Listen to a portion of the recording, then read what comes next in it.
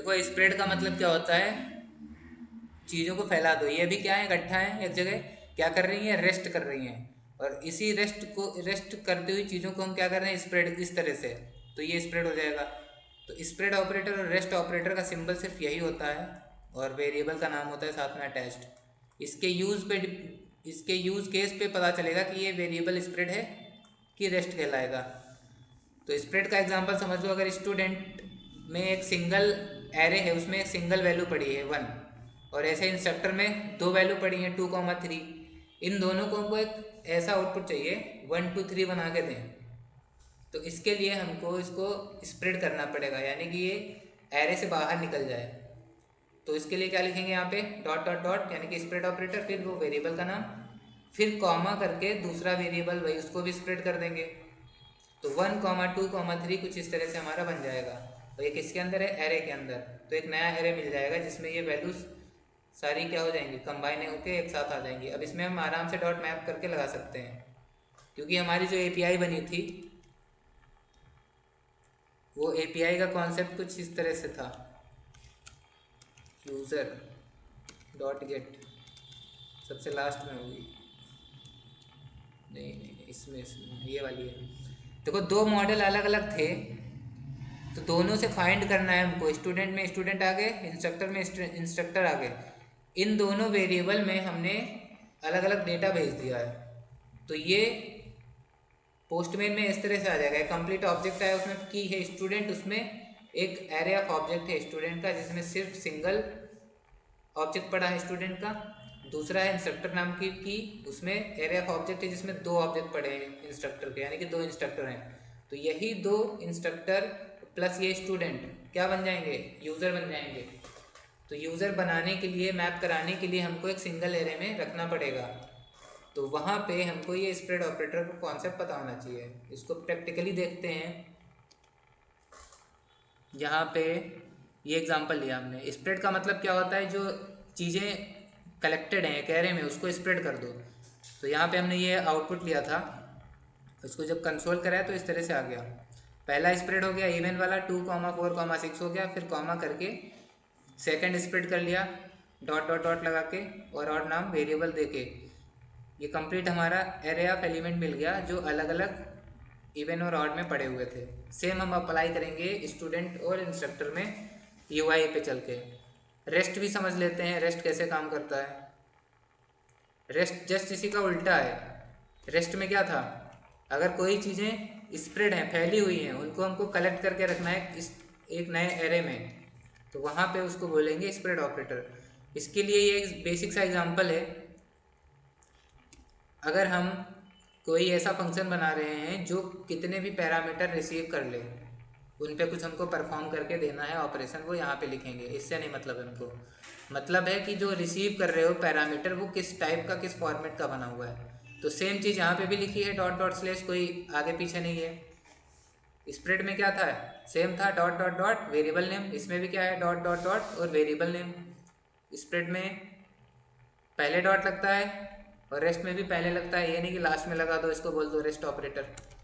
इसके यूज़ पे डिपेंड करता है कि ये इस रेस्ट कहलाएगा कि स्प्रेड कहलाएगा।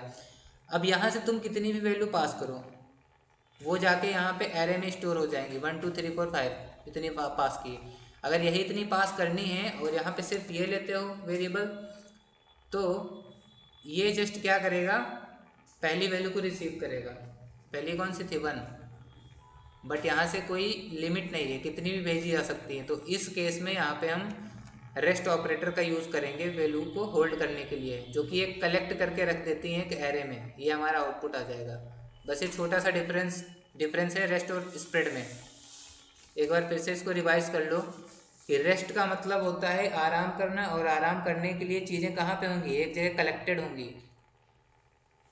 आराम करने के बाद काम करने जाएंगे सब अपने अपने, तो वो क्या हो जाएंगे, स्प्रेड हो जाएंगे।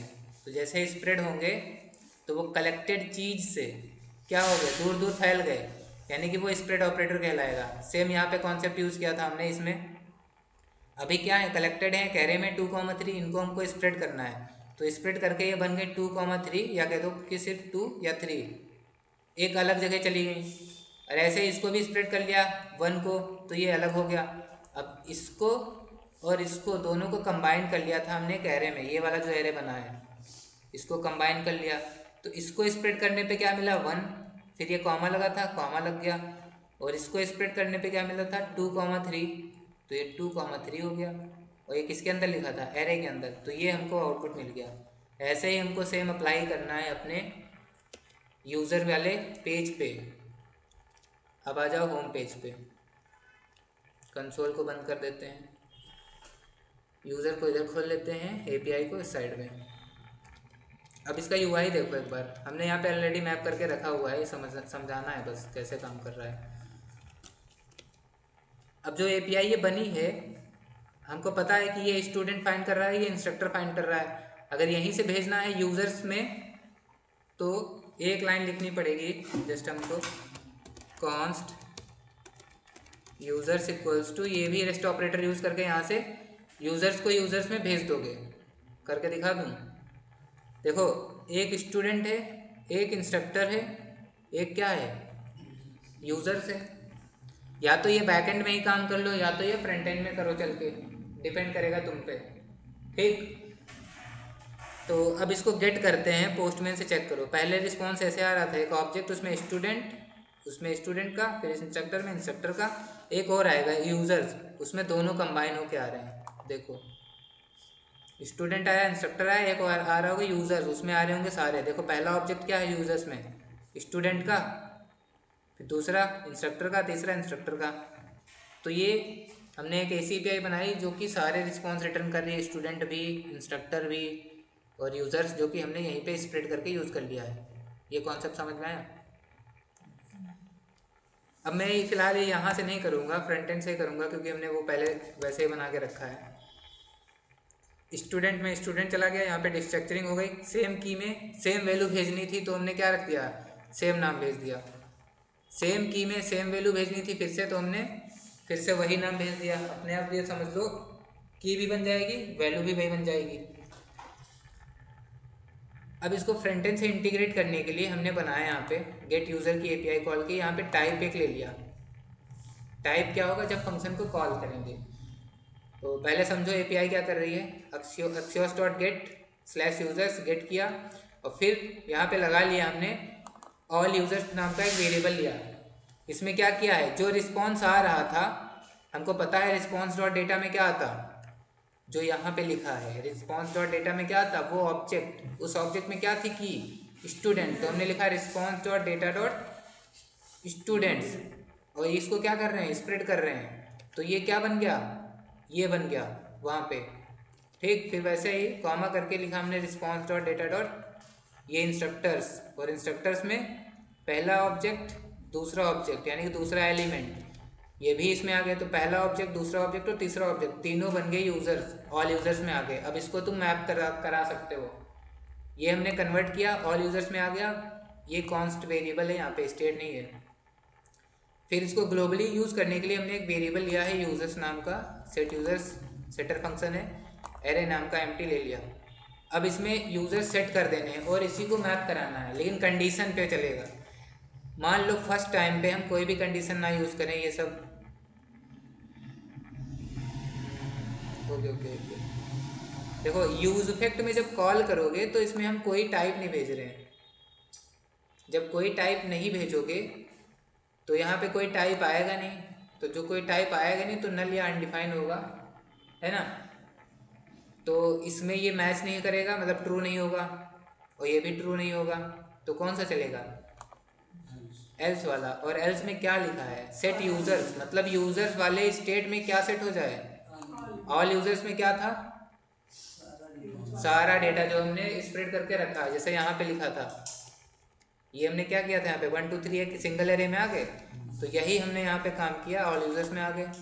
देन उसके बाद कंडीशन लगा के हमने चला दिया कि भाई यूज़र्स में वो सेट कर दो जो टाइप में आ रहा है। फिलहाल फर्स्ट टाइम हमने चलाया यूज़ इफेक्ट में, उसमें कोई भी टाइप नहीं भेजा है, तो ये दोनों कंडीशन फॉल्स निकली। अगर ये टाइप में अगर स्टूडेंट आएगा तो क्या सेट कर देगा, student, response dot data dot student में क्या था, स्टूडेंट का एरफ ऑब्जेक्ट स्टूडेंट में आ गया, यही हमने यहाँ पे सेट कर दिया।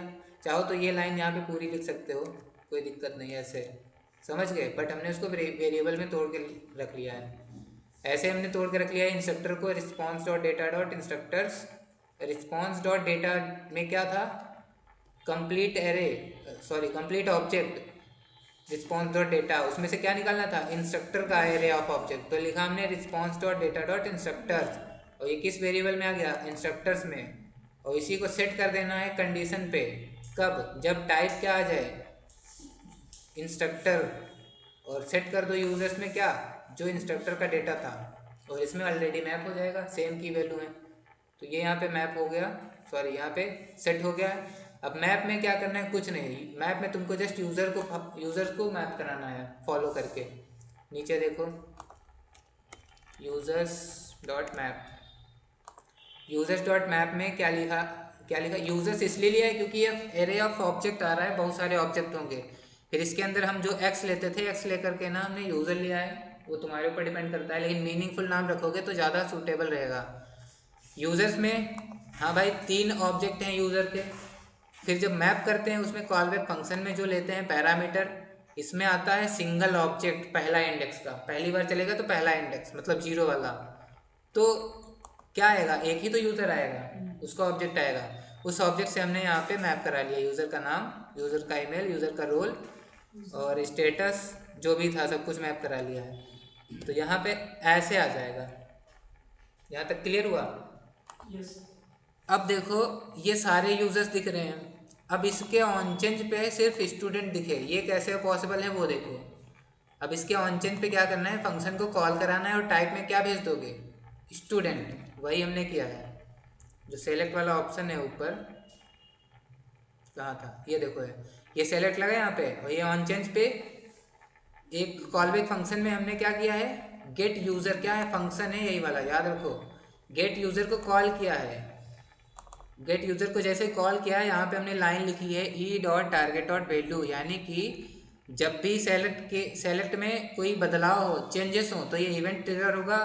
और इसमें जो इवेंट ट्रिगर होगा, इवेंट ऑब्जेक्ट से क्या निकाल लो, टारगेट कर लो वैल्यू को। कौन सी वैल्यू, जो ऑप्शन के वैल्यू में पड़ी होती हैं।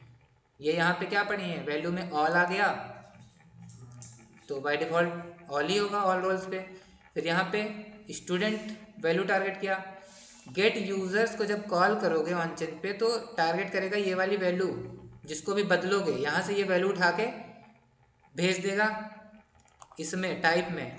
इसमें क्या गया, मान लो स्टूडेंट, तो यहाँ पे नीचे चलेगा। अब अगर टाइप क्या है स्टूडेंट, तो सेट कर दो यूज़र्स में किसको, स्टूडेंट का डेटा। जैसे सेट होगा तुरंत स्टेट मैप हो जाएगी। तो वही यहाँ पे हो रहा है, रिफ्रेश किया ऑल रोल्स आ रहे हैं, इंस्ट्रक्टर पे क्लिक किया तो इंस्ट्रक्टर का आ रहा है। ये समझ में आया? यही है इतना बस। सीरियल नंबर डाल देते हैं यहाँ पे, एक ऊपर कॉपी किया सीरियल नंबर, ये आ गया सीरियल नंबर। और यहाँ पे इंडेक्स ले लो, इंडेक्स ले लिया, फिर T D index plus 1 serial number आ गया, ये सीरियल नंबर आ गया।